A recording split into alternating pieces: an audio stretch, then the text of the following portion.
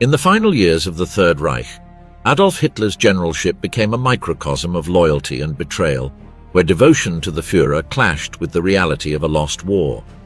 The Wehrmacht, which had been Germany's proud military force, found itself worn out and demoralized.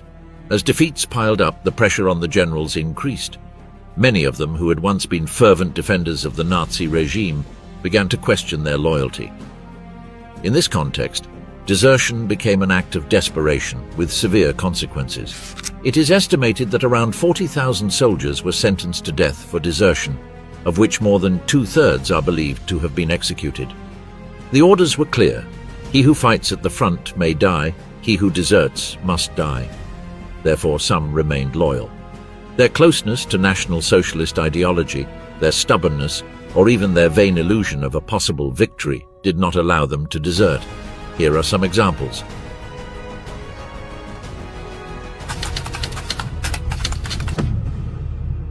From a young age, Walter Model showed interest in military life, joining the German army in 1910. In 1930, he joined the Truppenamt, a covert organization that worked on Germany's rearmament, which laid the foundation for his future as a military commander. 8 years later, he reached the rank of Major General and assumed the position of Chief of Staff of the 4th Army Corps. His reputation as a competent and meticulous officer began to attract the attention of high command, including Adolf Hitler, who saw in him a promising figure for the operations of the Third Reich. With the onset of World War II, he played a crucial role. In June 1941, he led the 3rd Panzer Division during Operation Barbarossa, a massive offensive against the Soviet Union. His aggressiveness and tactical ability allowed him to overcome Soviet defenses in Brest and Rogachev, reaching the Dnieper River in early July. These actions solidified his position within the army, being promoted to Colonel General in January 7 months later, and receiving the Oak Leaves to the Knight's Cross for his performance in defensive operations. In July 1943, Model led the northern offensive in the Battle of Kursk, part of Operation Citadel.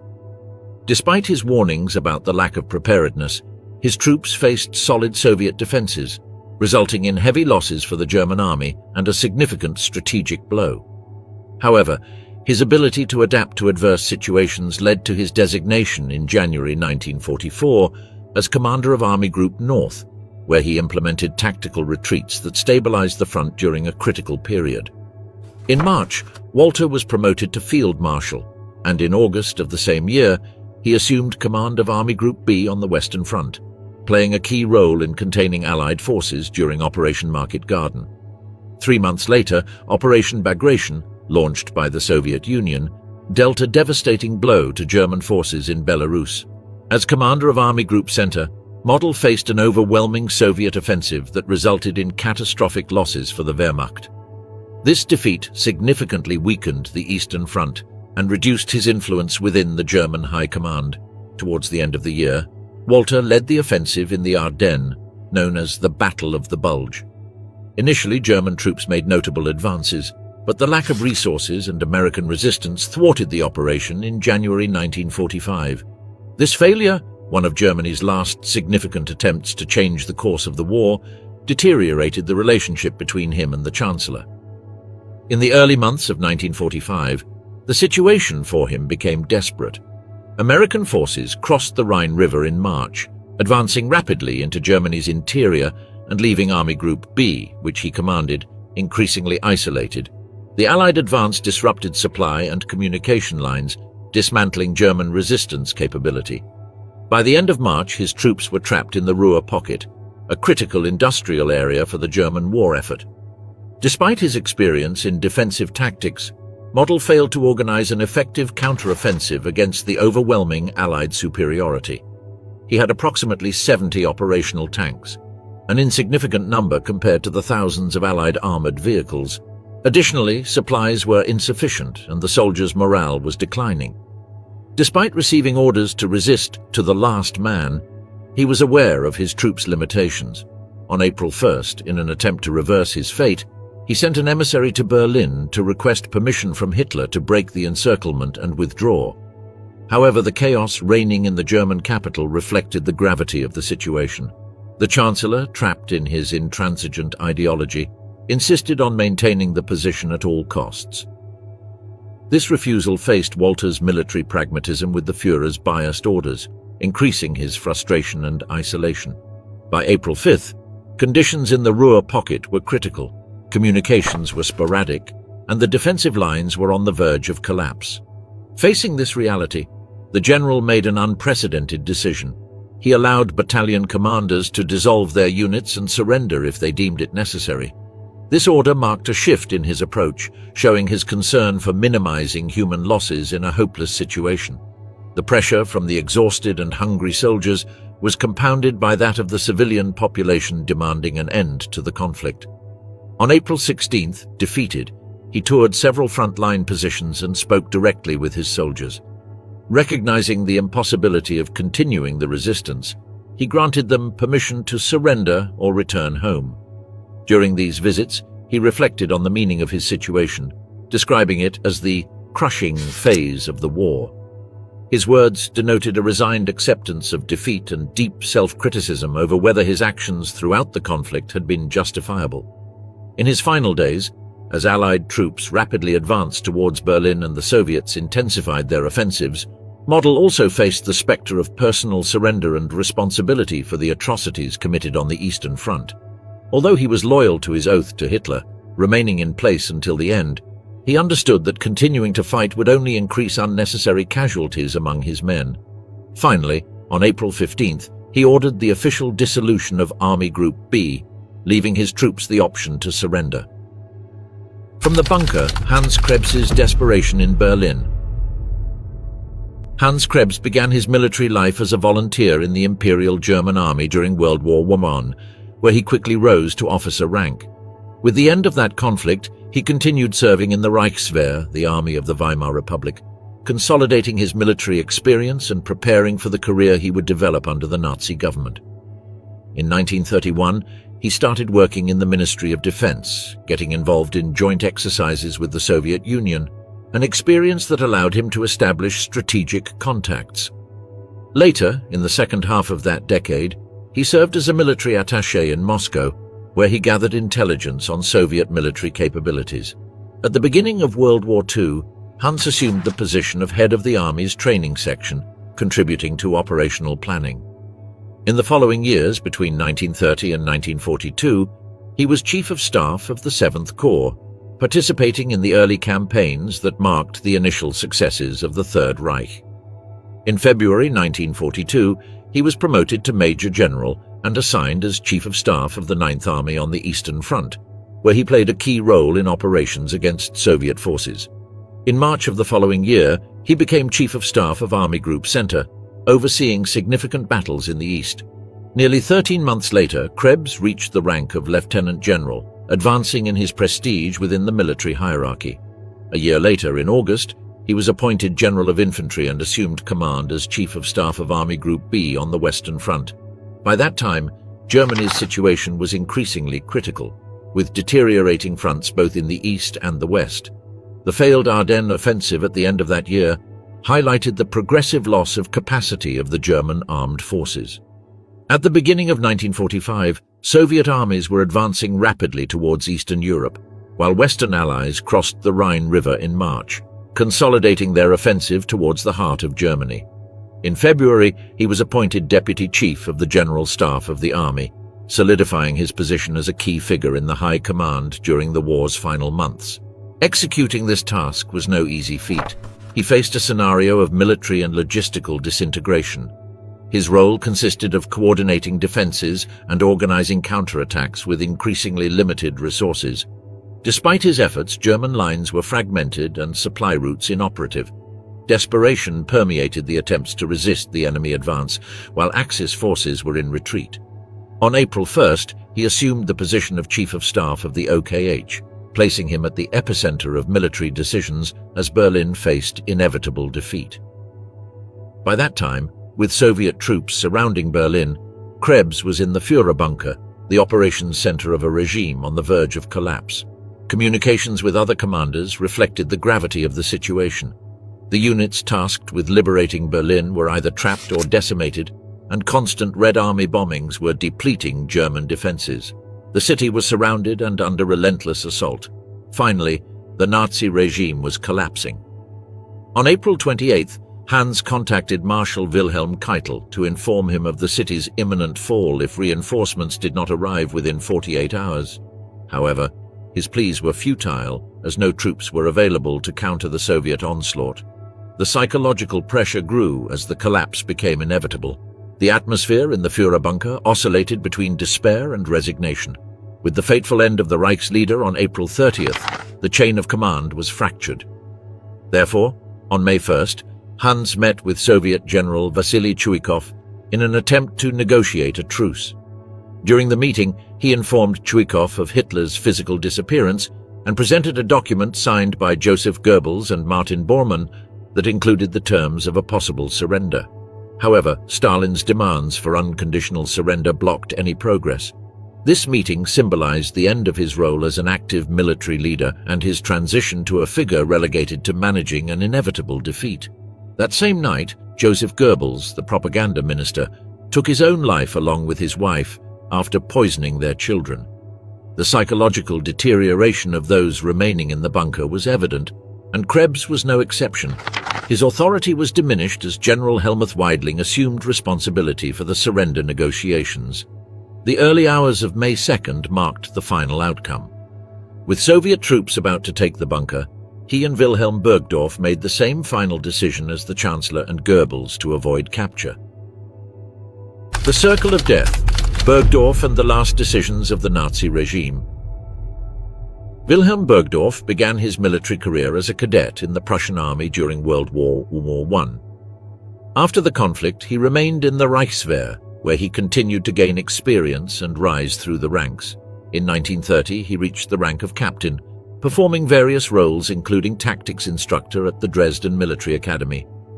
7 years later, he was appointed aide to the General Staff of the 9th Corps, expanding his influence and opening new opportunities.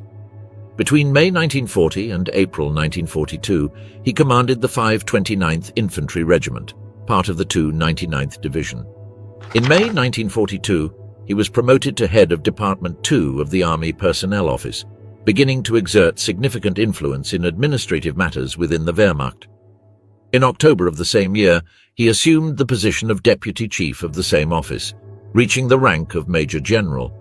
These appointments reflected the High Command's trust in him and his alignment with the Third Reich's power structure.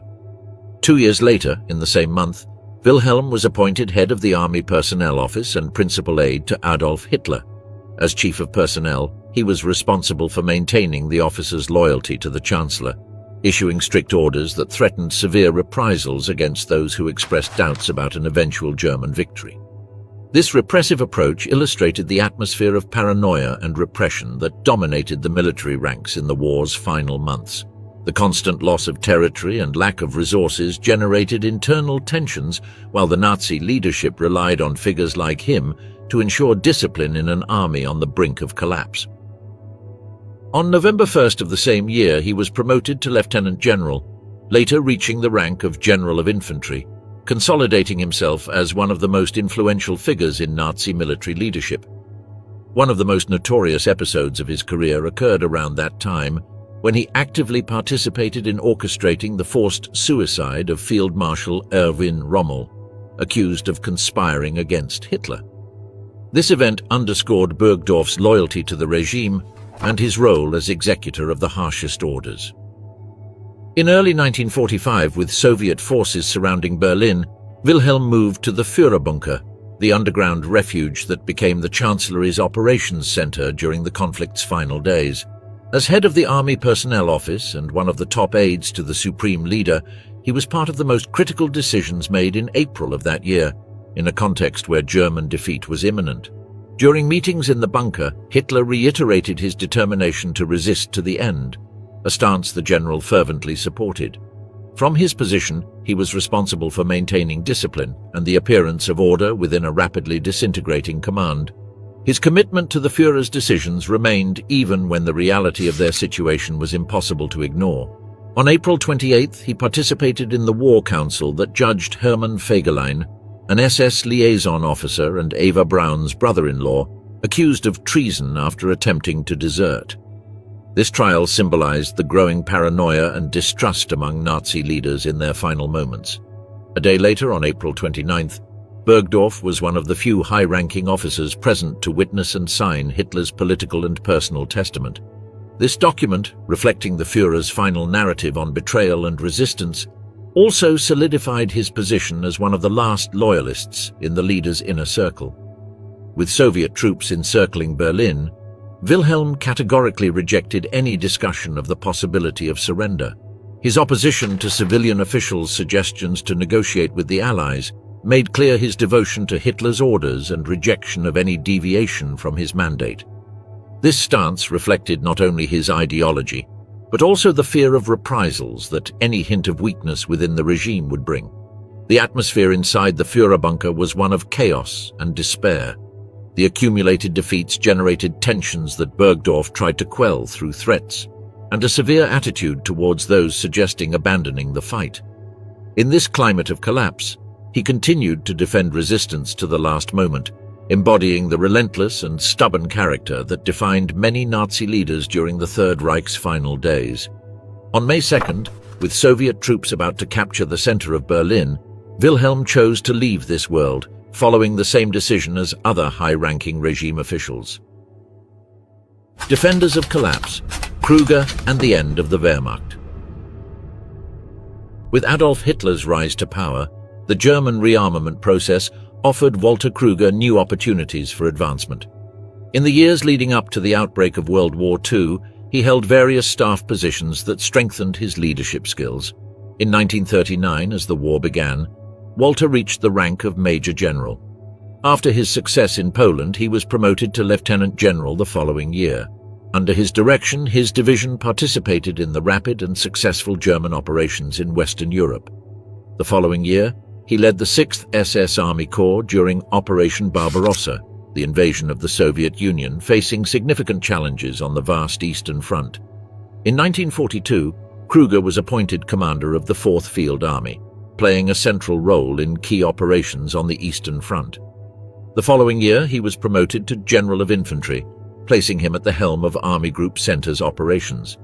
This period was characterized by intense battles against the Soviet advance, constantly testing his personal command capabilities and the resources of his troops.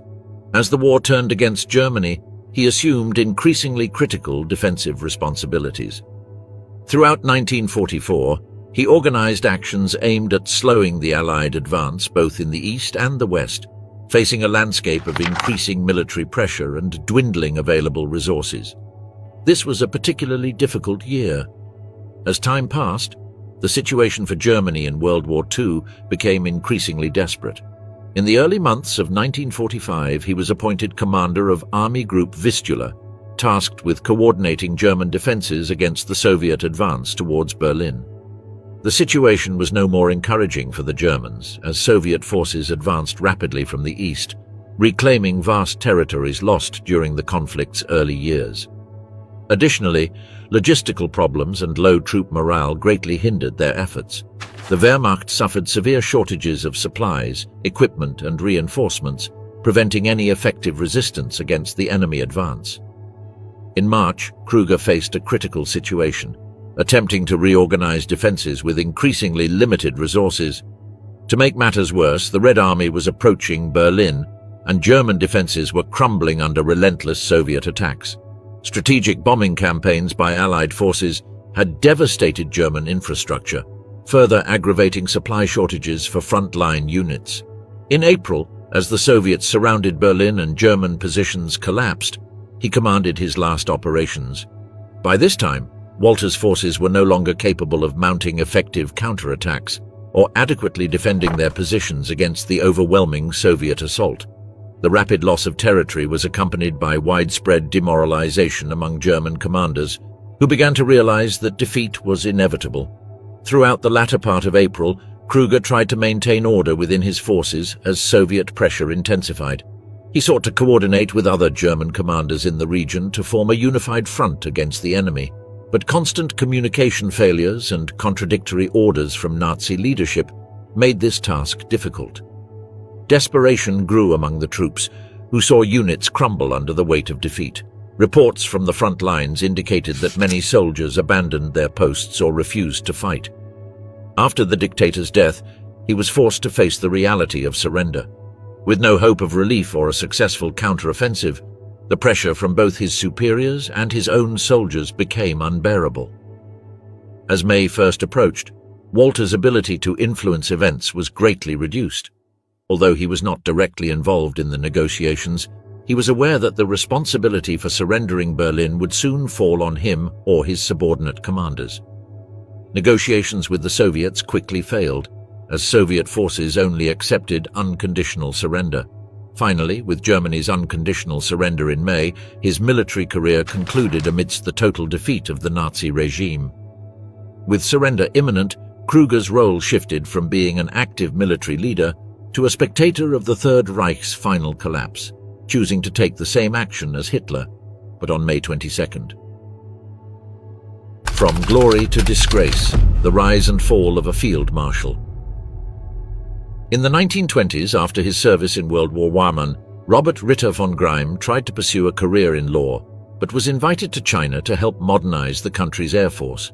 There he established a flying school and assisted in creating a new air structure. He returned to Germany in 1933, where he was recruited by Hermann Göring to help rebuild the Luftwaffe, which had been severely limited by the Treaty of Versailles. A year later, Robert became commander of the Luftwaffe's first fighter pilot school. 4 years later, he was promoted to General Major and took command of the Jagdgeschwader 132 Richthofen, a Luftwaffe fighter unit. His career continued to rise, and in September 1939, he actively participated as a commander during the invasion of Poland. The following year, he was promoted to Lieutenant General and later reached the rank of General of Aviators. Another year passed before he took command of the newly formed Sonderstab Krim, where he oversaw air operations on the Eastern Front. 2 years later, he took command of Luftflotte 6, supporting Army Group Center during crucial battles such as Kursk. As April progressed, operational difficulties became even more evident. The Luftwaffe had been reduced to a fraction of its original strength, with many planes out of service due to a lack of fuel and spare parts. Despite his high rank and authority, Greim could do nothing to change the dire circumstances faced by the German Air Force. He made a dangerous flight to Berlin, accompanied by Hanna Reitsch, a test pilot and close associate. They flew in a Focke-Wulf FW-190 combat aircraft, but were wounded upon landing due to anti-aircraft fire. Together they flew through intense anti-aircraft fire, demonstrating his commitment to the regime despite the evident collapse of military operations. Upon arriving on April 24th, he met with Hitler in the Führerbunker, where he was tasked with organizing the city's air defenses.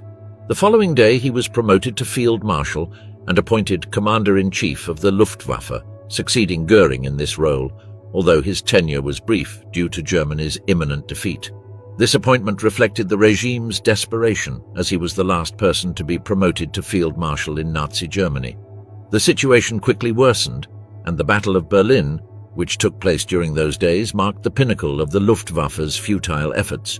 Greim's actions were mainly symbolic and futile, as he tried to secure support and resources for a rapidly crumbling defense. On April 28th, he left Berlin on the Chancellor's orders as Soviet forces approached. The Führer's paranoia and the disintegration of command within the Nazi hierarchy were unstoppable. His departure from Berlin was not just a tactical retreat, but an acknowledgement that defending the capital had become increasingly futile. With Germany's surrender on May 8, 1945, the Field Marshal was captured by American forces in Austria. It is said that his initial reaction to the capture reflected his disillusionment. He reportedly declared, "I am the head of the Luftwaffe, but I have no Luftwaffe," highlighting the loss of authority and control over what was once a powerful military branch. The decline of the war deeply affected him, and he spent his last days grappling with defeat and loss of purpose while becoming a prisoner awaiting an uncertain fate. On May 24th, fearing he would be handed over to the Soviets and tortured, Greim decided to take his own life in an American-controlled prison. Sieg and fall, the rise and end of Günther Angern in the Wehrmacht. In the interwar period, Günther Angern joined the newly established Wehrmacht during the rearmament of Germany under the Nazi regime. In 1938, he was appointed commander of the 3rd Schutzen Brigade, marking the beginning of his ascent within the military hierarchy. When World War II began, he led the 11th Schutzen Brigade, actively participating in the German invasion of Poland. By August 1940, he had already been promoted to the rank of Oberst and received the Knight's Cross of the Iron Cross in recognition of his leadership and bravery during combat operations. In August 1941, Günther was appointed commander of the 11th Panzer Division during Operation Barbarossa. However, his command was brief, as just 9 days later he was seriously wounded, forcing him to spend time recovering. Despite his injury, Angen was promoted to Brigadier General and received the German Cross in Gold, a recognition of his efforts and contributions to the war. In September 1942, he returned to active duty and assumed command of the 16th Panzer Division, which was involved in operations near Stalingrad, considered strategic by both the Germans and Soviets. This siege not only affected his division, but also elements of the 6th Armored Division, turning the situation into a catastrophe for the Germans. The siege of Stalingrad represented a turning point in the war, as it was the Wehrmacht's first major defeat, breaking the myth of invincibility that had surrounded the German forces until that point. The situation worsened when the German forces were unable to break the siege or receive adequate reinforcements. As the siege tightened, he was under extreme pressure to maintain order and discipline among his troops. The situation further complicated when Angen's division suffered significant casualties, reducing it to around 4,000 men. During the Soviet counter-offensive that surrounded Stalingrad, Angen received orders to retreat to the Donets River. Despite the grave situation, he remained in command of his unit during the city's siege. His troops faced severe shortages of supplies, including food and ammunition. The harsh winter conditions further worsened the situation, leading to morale problems among the troops, who were increasingly aware of the precariousness of their situation. On January 21, 1943, in the midst of the siege, he was promoted to Lieutenant General. By this time, reports indicated that morale among the German troops had fallen considerably. The idea of being trapped with little hope of rescue or escape created a general atmosphere of despair. Despite the growing Soviet pressure, he remained with his division. When it became evident that the possibility of breaking the siege was virtually nil and the situation was rapidly deteriorating, he and some of his officers began contemplating an escape plan.